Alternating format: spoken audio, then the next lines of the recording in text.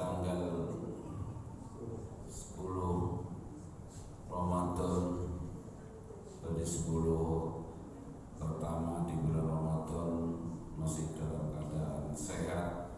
Mudah-mudahan puasa yang kita laksanakan dapat ridho dari Allah Subhanahu wa Ta'ala. Selanjutnya, luruskan niat kita,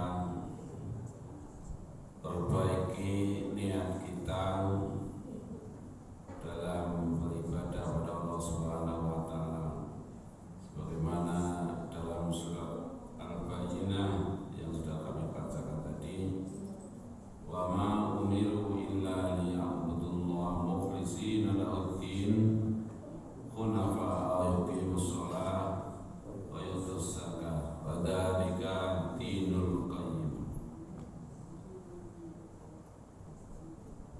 Padahal mereka tidak diperintahkan kecuali supaya menyembah Allah dengan memurnikan ketaatan kepadanya dalam menjalankan agama yang lurus, dan supaya mereka mendirikan sholat dan menunaikan zakat. Yang demikian itulah agama yang lurus, dinul qayyim.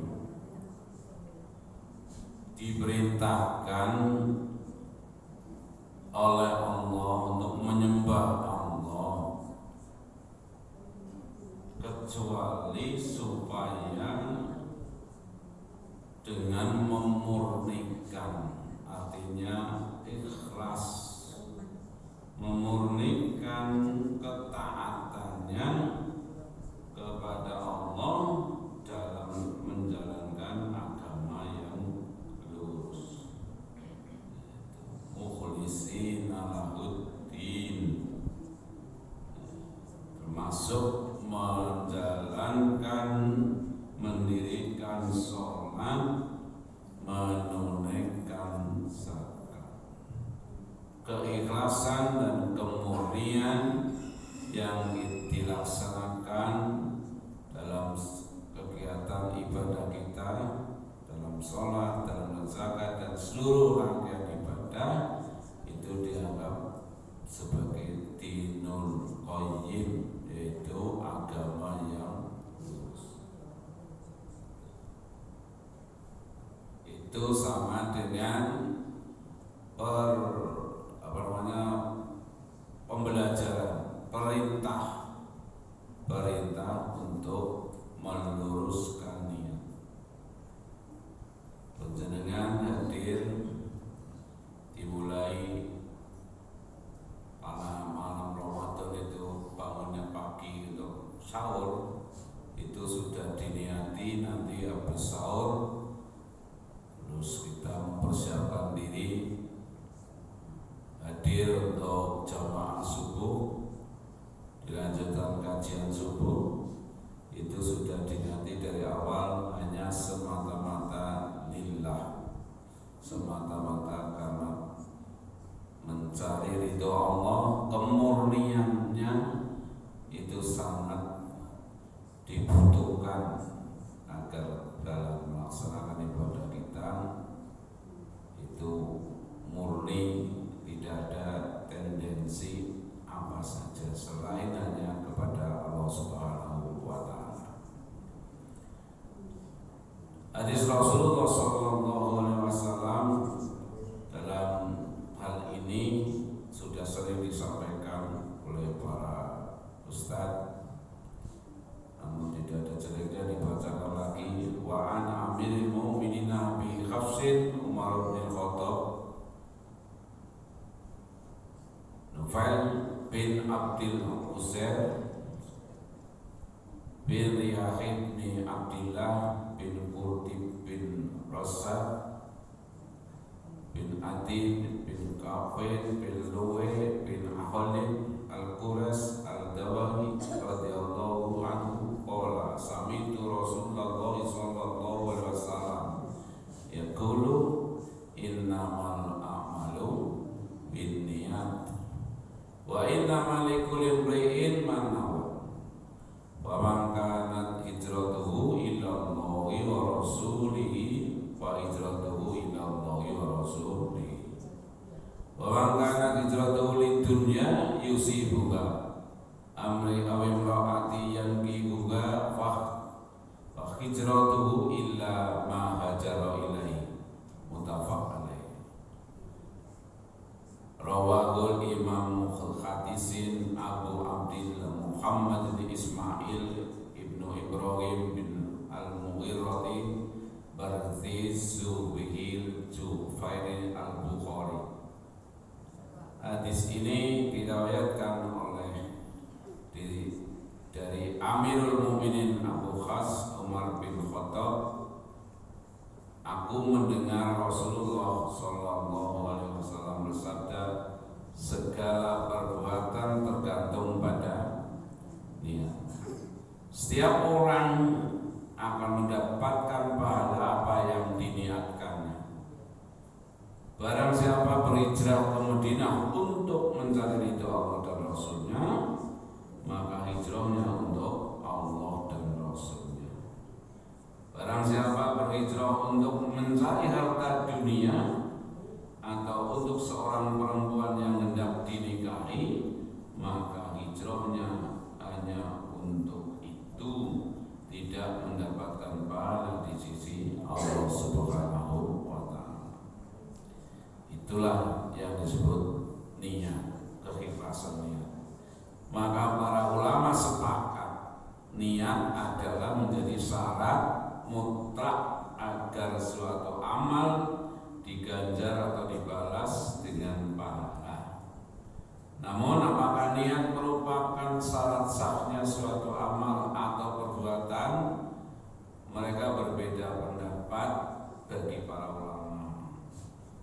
Ulama Syafi'iyah menyebutkan niat adalah syarat sahnya suatu amal atau perbuatan yang bersifat pengantar, misalnya wudu, ya, itu kan ada maksud niat berwudu itu bersifat tujuannya, ada tujuannya yaitu untuk melaksanakan sholat. Maka wudu itu agar perbuatan itu sah, yaitu dengan diawali niat.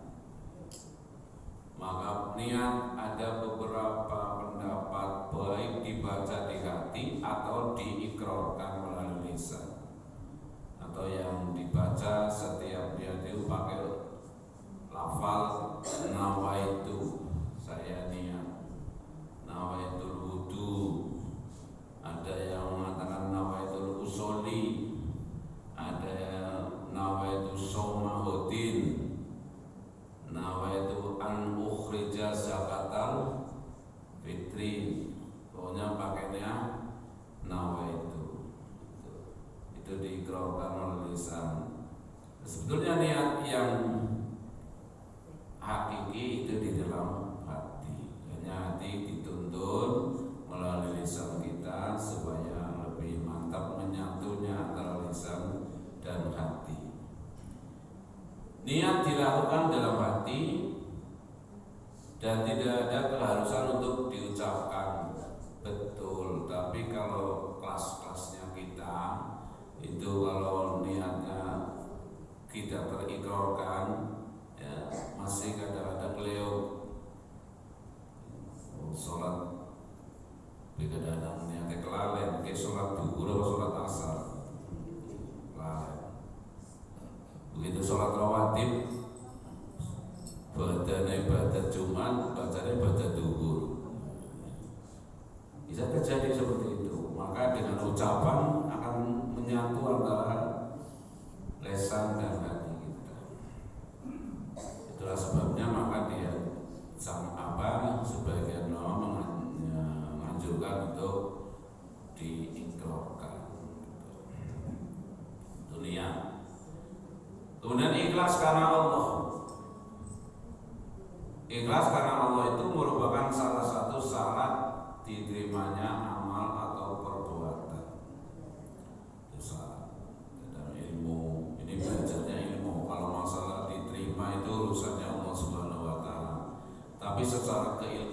dengan syarat diterimanya itu salah satunya adalah dengan ikhlas. Jadi kita mengatakan syarat itu ikhlas sebagai syarat diterimanya itu secara ditinjau dari keilmuan. Tapi pada hakikatnya soal diterima dan tidaknya adalah urusan Allah Subhanahu wa Ta'ala. Jadilah ikhlas yang diajarkan pada umat Nabi Muhammad SAW dalam rangkaian beribadah. Selanjutnya, qala Rasulullah sallallahu alaihi wasallam, yazu haisun al-Ka'bata fa idza kanu bi baida min al-ardi yusafu bi awwalihim wa akhirihim. Qala qultu ya Rasulullah, kaifa yusafu bi awwalihim wa akhirihim wa fihim aswaquhum wa man laisa minhum. Qala yusafu bi awwalihim wa akhirihim summa yu'asuna ala niyatihim. Muttafaq alaih. Ummul Mukminin Ummu Abdillah Aisyah radhiyallahu anha berkata, Rasulullah sallallahu alaihi wasallam bersabda, satu pasukan tentara akan menyerang Ka'bah. Ketika tiba di suatu tanah lapang, mereka semua dibenamkan ke tanah.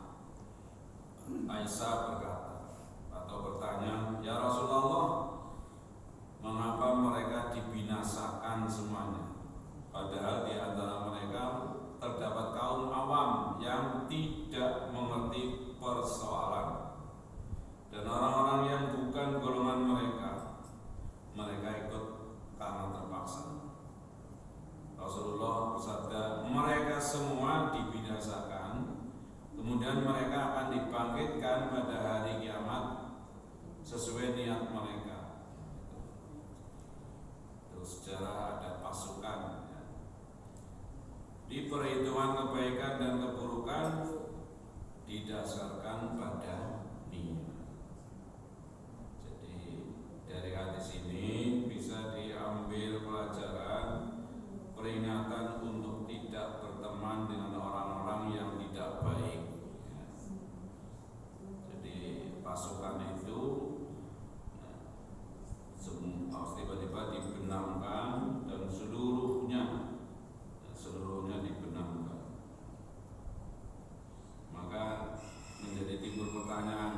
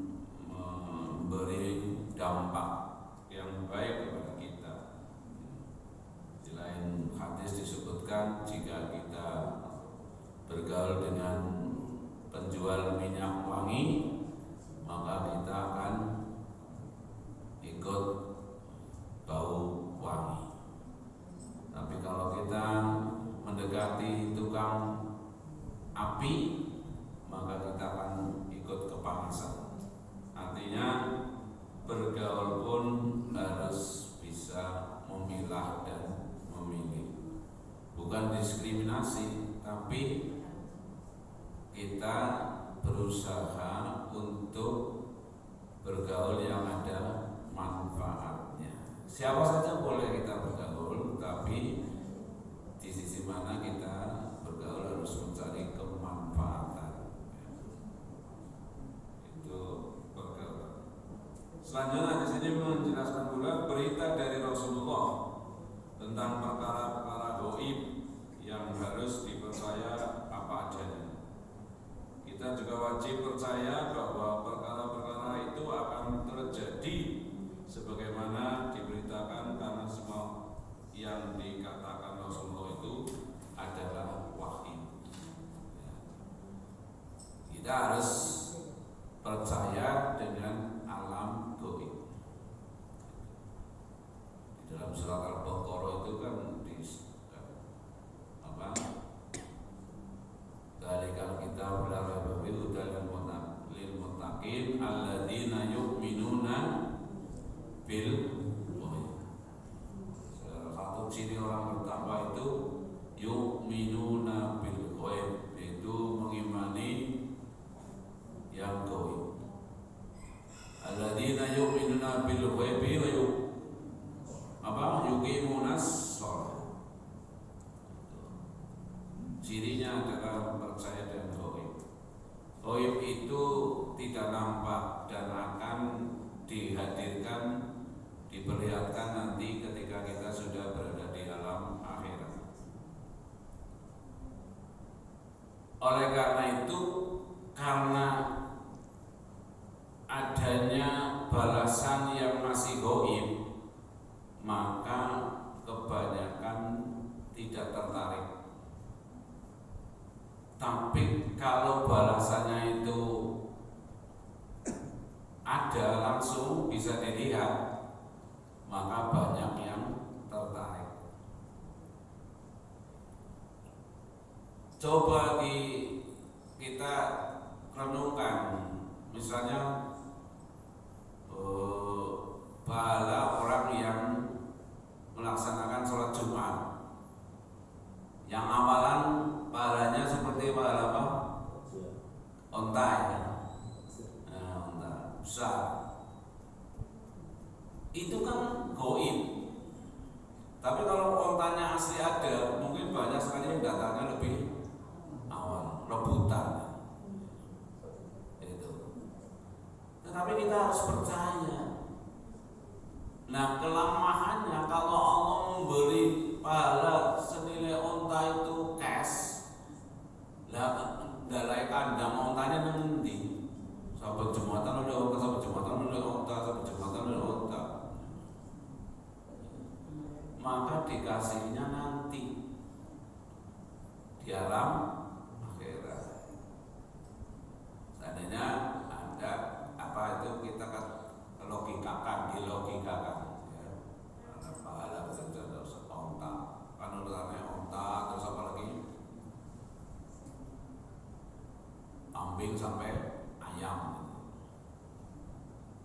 Jadi makanya Allah kasih itu nanti, ya tidak cash tapi nanti di hari akhirat. Tadi saya bilang kalau seandainya nyata itu kita susah akan umai langkah tempaten godale onta isi kotoran gitu.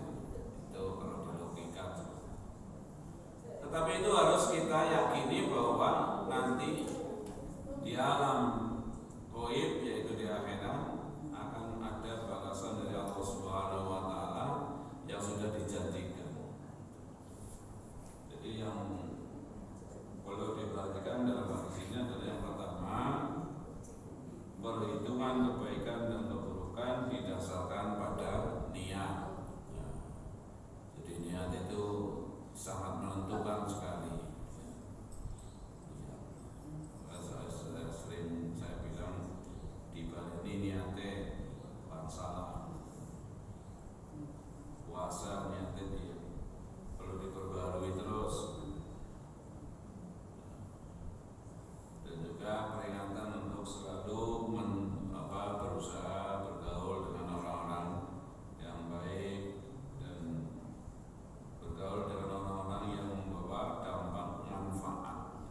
Apalagi ini sedang berpuasa.